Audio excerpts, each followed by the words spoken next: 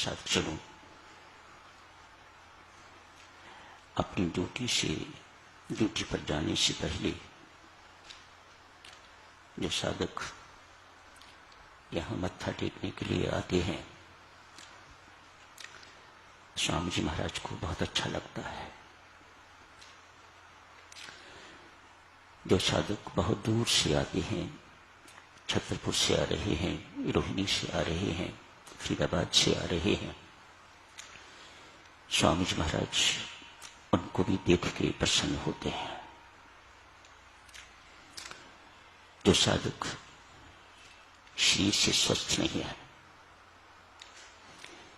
कितनी कठिनाइयों से वे सीढ़ी चढ़ते हैं, आते हैं, 5-10 मिनट उन्हें लगते हैं अपनी जगह पर पहुंचने के लिए। उन सबको देखकर भी स्वामी जी महाराज बहुत प्रसन्न होते हैं। स्वामी जी महाराज की प्रसन्नता अर्थात उनके भरपूर आशीर्वाद मिलते हैं। और क्या चाहिए? सुगुण संत के आशीर्वाद मिलना कोई छोटी बात नहीं है। उनके आशीर्वाद पाके फिर किसी और के आशीर्वाद पाने की जरूरत महसूस नहीं होनी चाहिए। तृप्त रहिएगा।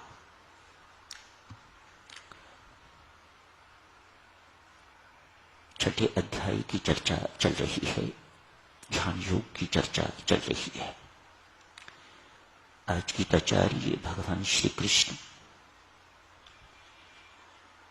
बहुत बड़ी बड़ी बातें कहते हैं। छठा अध्याय सारे का सारा है भी ऐसा ही, बहुत महत्वपूर्ण अध्याय। योग की चर्चा आज उन्होंने की, समता योग। भगवान श्री कहते हैं, ध्यान में बैठना आपने शुरू कर दिया, कहीं ये ना समझ बैठिएगा कि इससे आपके दुखों की निवृत्ति हो जाएगी। बड़े सुंदर शब्द भगवान ने प्रयोग किए हैं, बड़े नपे तुले शब्द भगवान ने प्रयोग किए हैं, सूझबूझ वाले शब्द। तो फिर महाराज व्यक्ति ध्यान में किस लिए बैठे? भगवान श्री कहते हैं, व्यक्ति का दुख से जो संयोग होता है, ये ध्यान या योग उससे भी योग करवा देता है। याद रखोगे ना, ये शब्द आपको ऐसे ही याद रखने होंगे। मत सोचिएगा ध्यान में बैठने से मेरा कैंसर का रोग ठीक हो जाएगा, मेरी आर्थिक स्थिति ठीक हो जाएगी। गलत चीजों की अपेक्षा न रखिएगा। इनके कारण जो दुख होता है व्यक्ति को, जो दुख से आपका संयोग होता है, शब्द फिर पढ़ना आज जाके, ये शब्द जो प्रयोग किए हैं, दुख के साथ जो संयोग होता है व्यक्ति का, ये योग, ये ध्यान उससे भी योग करवा देता है। आपको दुख प्रूफ बना देता है, आपको शोक प्रूफ बना देता है। जैसे घड़ियां होती है ना, वो वाटर प्रूफ होती है, शॉक प्रूफ होती है, ठीक इसी प्रकार से ध्यान का अभ्यासी, योग में स्थित मनुष्य, साधक दुख प्रूफ हो जाता है, शोक प्रूफ हो जाता है। ऐसा हो गया तो परम शांति लाभ होती है। तो ध्यान क्या देता है? शांति, एटर्नल हैप्पीनेस, परम सुख की प्राप्ति होती है ध्यान से। याद रखिएगा, यदि ये नहीं प्राप्त हुई, अभी तक अधूरी है, तो समझ लीजिएगा अभी आपको ध्यान अवस्था भी लाभ नहीं हुई, ये भी अधूरी है। पुत्र के मिलन से सुख तो मिल सकता है, अपनी समस्याओं का समाधान करवाने से आपको सुख तो मिल सकता है, लेकिन शांति नहीं। उदाहरण क्या देखिएगा, 2 साल के बाद बाहर गया हुआ पुत्र या पुत्री आज आए 1 सप्ताह के लिए, उसके बाद फिर उनको चले जाना है। क्यों? उसका परिवार वहां है, विदेश में कहिए या अपने ही देश में कहीं दूर। 1 सप्ताह के लिए अपने माता पिता को मिलने के लिए आया है। मैं पूछता हूं, आपके 1 सप्ताह से दर्शन नहीं हुए, क्या बात है? माता पिता कहते हैं 2 वर्ष के बाद पुत्र आया था, बस उसी में व्यस्त रहे। करना तो यूं चाहिए था, पुत्र को भी लाते। 1 सप्ताह के लिए बेटा आए हो, वहां सत्संग नहीं मिलता। 1 सप्ताह के लिए यहां पर तेरे जीवन पर सत्संग के संस्कार पड़ेंगे तो भला होगा, कल्याण होगा। वे स्वयं भी नहीं आते, व्यस्त रहे बहुत।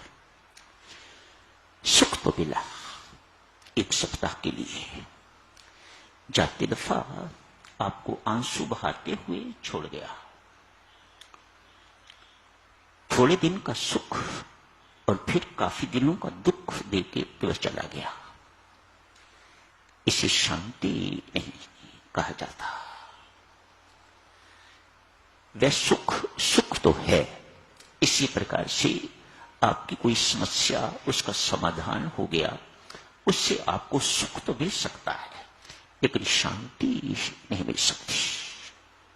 शांति मेरी माताओं सज्जनों, वह आपको योग की स्थिरता में ही मिलेगी, आपको ध्यान लगाने के बाद ही मिलेगी। क्यों?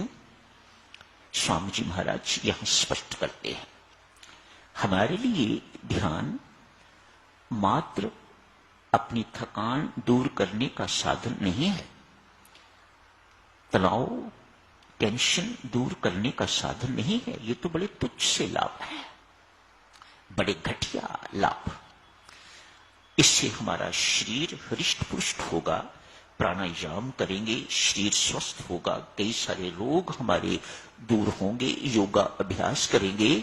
स्वामी जी महाराज इससे भी सहमत नहीं है। हमारे लिए ध्यान अवस्था ईमानदारी से यदि आप समझ सको तो इस बात को समझो, हमारे लिए ध्यान अवस्था वह अवस्था है जिस वक्त आप सुख स्वरूप परमात्मा के साथ, आनंद स्वरूप परमात्मा के साथ, परम शांति प्रदान करने वाले परमात्मा के साथ आपका जोड़, आपकी तार जुड़ी हुई हुआ करती है। आपके ध्यान का लक्ष्य ये है। तार इसकी जुड़ती है तो ये बोलता है, इसकी तार जुड़ती है तो ये जलता है, इसकी तार जुड़ती है तो ये चलता है। तो यदि परमात्मा के साथ आपकी तार जुड़ेगी, जो सुख स्वरूप है, जो सुख का देने वाला है, आनंद का देने वाला है, परम शांति का देने वाला है, तो आपको सुख, शांति एवं आनंद क्यों नहीं मिलेगा? बात सिर्फ इतनी है कि आपकी तार उस वक्त परमात्मा के साथ जुड़नी चाहिए। थोड़े समय का अभ्यास आपको 24 घंटों इस योग्य बना के रखता है कि आपकी तार 24 घंटों जुड़ी रहे।